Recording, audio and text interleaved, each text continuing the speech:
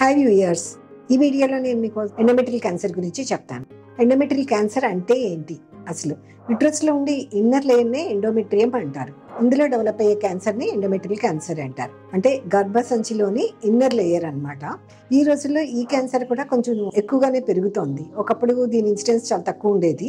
కానీ ఈ మధ్య కాలంలో డయాబెటీస్ వలన అవనివ్వండి, ఒబేసిటీ, పీసీఓడి అలాంటి కొన్ని కండిషన్స్ వలన హై రిస్క్ ఉంటుంది అనమాట. వీటికి పీసీఓడి పేషెంట్స్ కానీ, ఒబేసిటీ పేషెంట్స్ కానీ, హైపర్ టెన్షన్ పేషెంట్స్ కానీ వీళ్ళలో ఎండోమెట్రియల్ క్యాన్సర్ కూడా కొంచెం ఎక్కువగానే చూస్తున్నాం. సో దీని ప్రివెన్షన్ గురించి, దీని స్క్రీనింగ్ గురించి ఈ వీడియోలో నేను మీకు చెప్తాను.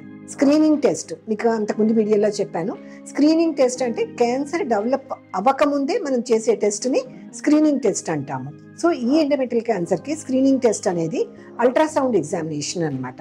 అల్ట్రాసౌండ్ లోని యుట్రస్ ఇన్నర్ లేయర్ తలక థిక్నెస్ ఎంత ఉంది అన్నది మెజర్ చేస్తాము.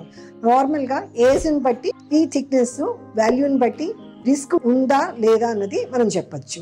Suppose post menopause age group అనుకోండి, అంటే మినోపాజ్ వచ్చేసిన తర్వాత 50-52 తర్వాత ఇన్నర్ లేయర్ కనుక 5 మిల్లీమీటర్స్ కన్నా ఎక్కువ ఉంటే వీళ్ళకి కొంచెం ఎక్కువ రిస్క్ ఉన్నట్టు.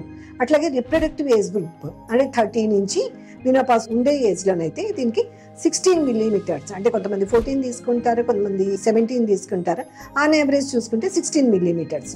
16 మిల్లీమీటర్స్ కన్నా ఎక్కువ ఉంటే కనుక అగైన్ వీళ్ళలో కొంచెం ఎండోమెట్రియల్ క్యాన్సర్ ఉండే అవకాశం ఉంది.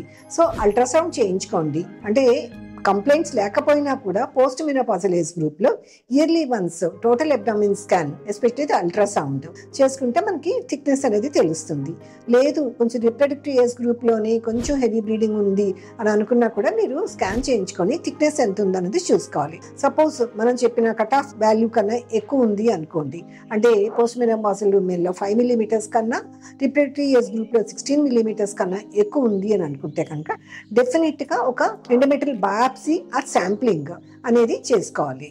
సో చేసుకుని దాన్ని హిస్టోపెథాలజీకి పంపిస్తే ఇందులో నార్మల్ ఎండోమెట్రియం ఉందా, లేదంటే ప్రీమాలిగ్నెంట్ అంటే ఫ్యూచర్ లో ఇది క్యాన్సర్ డెవలప్ అవ్వచ్చు అన్న ఏమైనా కండిషన్ డయాగ్నోస్ చేసినా కానీ, లేదు ఫ్రాంక్ క్యాన్సర్ ఉన్నా కానీ, అంటే యూజువల్ గా ఉన్నా కూడా అది చాలా ఎర్లీ స్టేజ్ లోనే డయాగ్నోస్ అవుతుంది. సో ఈ ఎండోమెట్రియల్ క్యాన్సర్ స్క్రీనింగ్ టెస్ట్ అనేది చాలా ఇంపార్టెంట్ నౌవేడేస్. ఎందుకంటే increasing incidence because of the comorbid conditions and increase in the longevity of the women వీటన్నిటి వలన పెరుగుతుంది. కాబట్టి మీకు దీని పట్ల చిన్న అవగాహన ఉండాలని ఈ చిన్నపాటి టిప్స్ మీకు చెప్తున్నాను.